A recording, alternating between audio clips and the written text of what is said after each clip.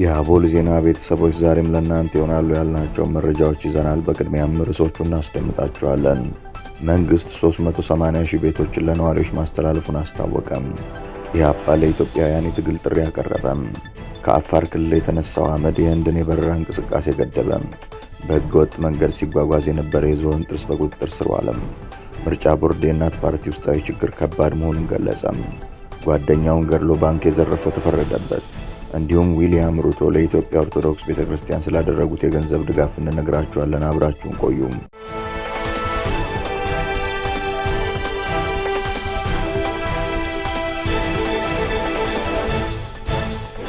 ሰላም ጤና ይስጥልን። ይህ አቦል ዜና ነው። ክቡራን አድማጭ ተመልካቾቻችን ሰላማችሁ ይብዛ፣ ጤና፣ ፍቅር፣ ደስታ በእያንዳንዳችሁ ጎጆ ይግባ። ትኩሱን እፍታ ፍታውን ለእናንተ ለተከበራችሁት ይዘን መጥተናል። ቻናላችንን ላይክ፣ ሼር እና ሰብስክራይብ በማድረግ አጣጥሙልን፣ ለወዳጅ ዘመድም አጋሩልን። እናመሰግናለን። በህገወጥ መንገድ ሲጓጓዝ የነበረ የዝሆን ጥርስ በቁጥጥር ስር ዋለ። በሸገር ከተማ አስተዳደር ገፈርሳ ጉጄ ክፍለ ከተማ በተሰራ ህግን የማስከበር ስራም በርካታ የዝሆን ጥርስ ነዳጅ እና የሐሰተኛ መንጃ ፈቃድ በቁጥጥር ስር መዋሉ ተገልጿል። ከክፍለ ከተማው ፖሊስ መምሪያ የተገኘ መረጃ እንዳመለከተው በገፈርሳ ጉጄ ክፍለ ከተማ በህገወጥ የንግድ እንቅስቃሴ ላይ በተወሰደ ህግን የማስከበር ስራ 8 የዝሆን ጥርስ በህገወጥ መንገድ ከዕቃ ስር ተጭኖ ወደ አዲስ አበባ ሊገባ ሲል በቁጥጥር ስር ሊውል ችሏል። በተጨማሪም 5000 ሊትር ቤንዚል እና 570 ሊትር ናፍጣ ከተለያዩ ማደያዎች ተቀርቶ በህገወጥ መንገድ ወደ ተለያዩ ከተማዎች ሊሰራጭ ሲል በቁጥጥር ስር መዋሉም ተገልጿል። በሌላ በኩልም በህገወጥ መንገድ ሐሰተኛ የመንጃ ፈቃድ በማዘጋጀት ሲሸጡ የነበሩ ግለሰቦች በቁጥጥር ስር መዋላቸውም ተገልጿል። በገፈርሳ ጉጄ ክፍለ ከተማ አንድ ቤት ተከራይተው ሐሰተኛ የአሽከርካሪ የመንጃ ፈቃድ በማተም ለግለሰቦች ሲሸጡ የነበሩ ግለሰቦች በቁጥጥር ስር የዋሉት ከህብረተሰቡ በተገኘ መረጃ ነው። በተደረገው ፍተሻም በርካታ ተዘጋጅቶ ሊሰራጩ የነበሩ ሐሰተኛ የተሽከርካሪ መንጃ ፈቃዶች በቁጥጥር ስር ውለዋል። ፖሊስ ምርመራውን በማጣራት በማስረጃ አጣርቶ ለአቃቤ ህግ መላኩን የገፈርሳ ጉጄ ክፍለ ከተማ ፖሊስ ዋና መምሪያ መረጃ ያመለክታል። ምርጫ ቦርድ የእናት ፓርቲ ውስጣዊ ችግር ከባድ መሆኑን ገለጸ። የኢትዮጵያ ምርጫ ቦርድ እናት ፓርቲ ከቅንጅት መሰረዙን ተከትሎም ከ5 ቀናት በፊት ላወጣው መግለጫ ምላሽ ሰጥቷል።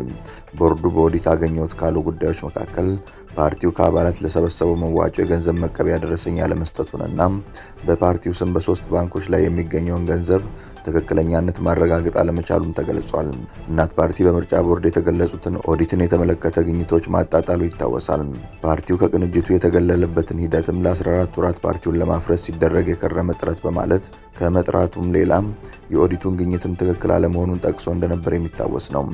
በፓርቲው አንዳንድ አመራሮች ከፍተኛ የህግና የፓርቲው የመተዳደሪያ ደንብን በመጣስ ብሔራዊ ስራ አስፈጻሚ ሹመት መከናወኑን ገልጿል። ቦርዱ የፓርቲው ገንዘብ ላልተባለለት ዓላማ የዋለ መሆኑን አንስቶ ግልጽ ያልሆነ አከፋፈልና አስተዳደር በፓርቲው ፕሬዝዳንት ፍላጎት ብቻ ገንዘብ ወጪ መደረጉ በሪፖርቱ ተመላክቷል።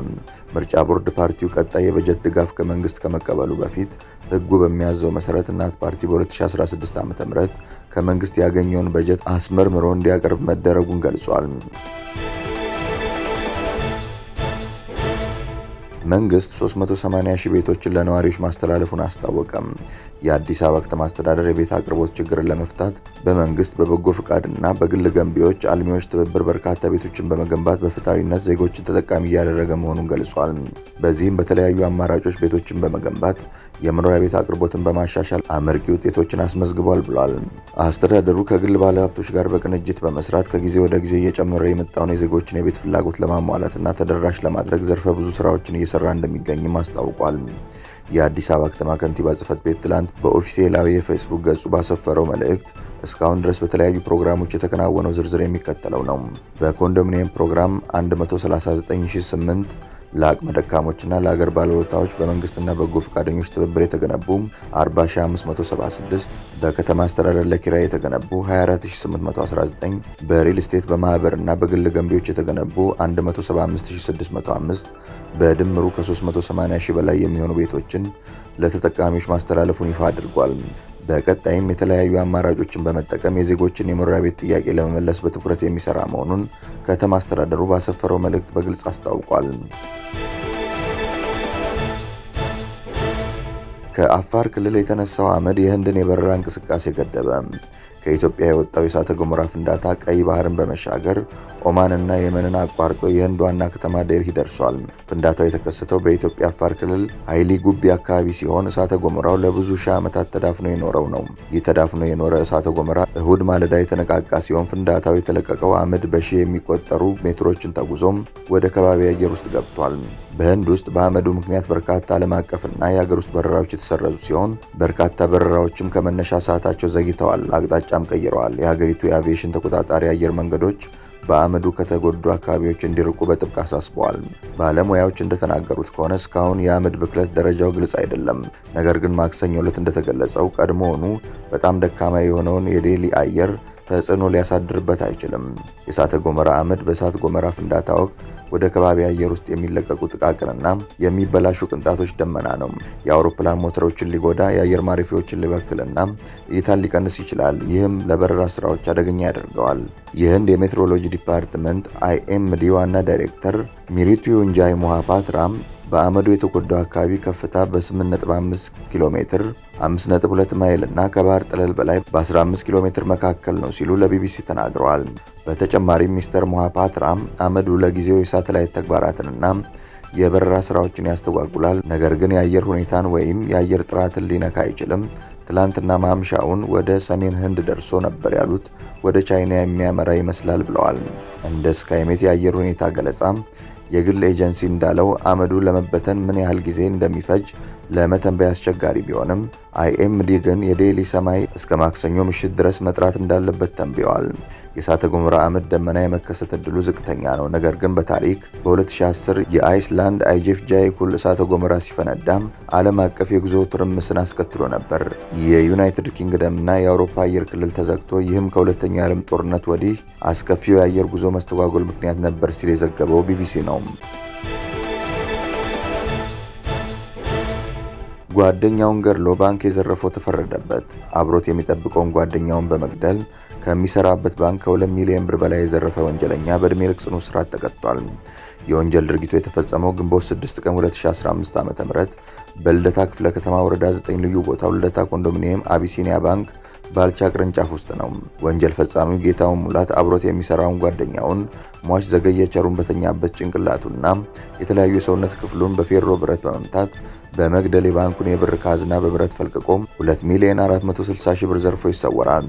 የአዲስ አበባ ፖሊስ ጠቅላይ መምሪያ የምርመራና ክትትል አባላትና አመራሩ ወንጀሉ ከተፈጸመለት ጀምሮ በርካታ ፖሊሳዊ ቴክኒኮችን በመጠቀም ባሰባሰበው መረጃ ወንጀል ፈጻሚውን በቁጥጥር ስር በመዋል በተደረገበት ምርመራ ግለሰቡ 2 ተመሳሳይ ወንጀሎችን መፈጸሙንና አማረ ደሳለኝ በሚል ሐሰተኛ ስምና በሐሰተኛ የትምህርት ማስረጃ የጥበቃ አገልግሎት በሚሰጥ ተቋም በጥበቃ ሰራተኝነት መቀጠሩን አረጋግጧል።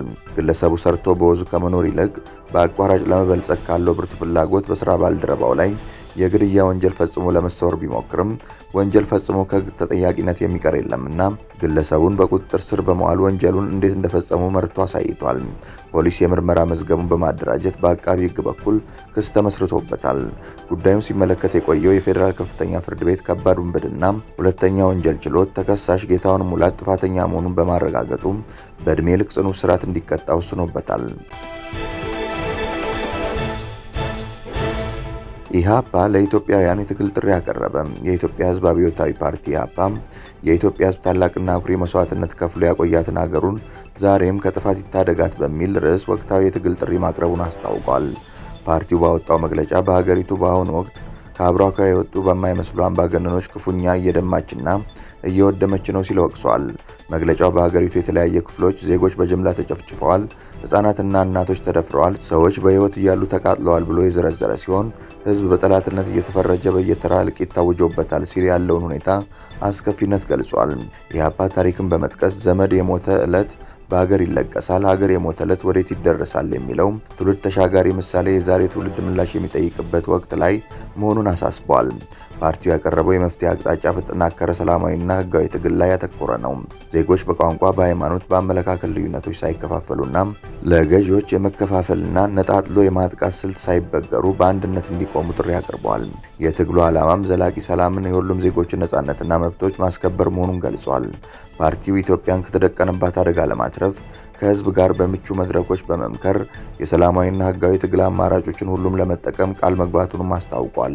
በዚሁ መሰረት ኢህአፓ ባዘጋጀው ታላቅ ህዝባዊ ስብሰባ ላይ ህዝቡ እንዲሳተፍ ጥሪ አቅርቧል። ስብሰባው በህዳር 27 ቀን 2018 ዓ.ም በአዲስ አበባ እንደሚካሄድ የገለጸ ሲሆን የንጹሃን እልቂት፣ የግፍ እስር፣ ጦርነት፣ ድህነት፣ ረሃብና መፈናቀልን ለማስቆም የሚቻልበትን መንገድ ለመምከር ያለመ መሆኑን አስታውቋል። ጽናት እስከ ድል በሚል መፈክር የተዘጋው የፓርቲው መግለጫ የኢትዮጵያን የመከራ ቀንበር በህዝብ ኃይል፣ ጥበብና መተባበር በአጭር ጊዜ እንሰብረዋለን የሚል እምነቱንም ገልጿል። ፕሬዝዳንት ሩቶ ለኢትዮጵያ ኦርቶዶክስ ተዋሕዶ ቤተክርስቲያን ግማሽ ሚሊዮን ብር ለገሱ። የኢትዮጵያ ኦርቶዶክስ ተዋሕዶ ቤተክርስቲያን በሀገረ ኬንያ የናይሮቢ እምብርት ላይ ዓመታትን ያስቆጠረ ቤተክርስቲያን አላት። ሁለተኛውን ቤተክርስቲያን ደግሞ ሰሞኑን ገንብታ ለአገልግሎት አብቅታለች። ይህን የቅዱስ ጊዮርጊስ ቤተክርስቲያን በሰሜን ኬንያ መርሳቤት ክፍለ ሀገር ለኢትዮጵያውያን ስደተኞች የተገነባ ነው።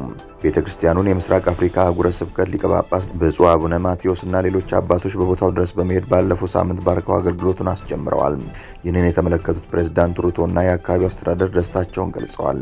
ቤተክርስቲያኑ ከኢትዮጵያውያን ባለፈ በአካባቢው ለሚኖሩ ኬንያውያንም ወደ እግዚአብሔር ቤት መሰብሰቢያ እንደሚሆን በመተማመን ለቤተክርስቲያኗ የገንዘብ ድጋፍ አድርገዋል። ፕሬዝዳንቱና የአካባቢው አስተዳደር ያሰባሰቡትን ግማሽ ሚሊዮን ሽልንግ በአሁኑ ምንዛሬ ከ600 ሺህ ብር በላይ ትላንት ለናይሮቢ መድኃኔዓለም ቤተክርስቲያን አስረክበዋል። ክቡራን አድማጭ ተመልካቾቻችን ስለተከታተላችሁ እናመሰግናለን። የደወል ምልክቷን በመጫን አቦላችንን በትኩሱና በፍታው ሁልጊዜ እንዲደርሳችሁ አድርጉም። ለወዳጆቻችሁም በፍቅርና በቅንነት አጋሩ።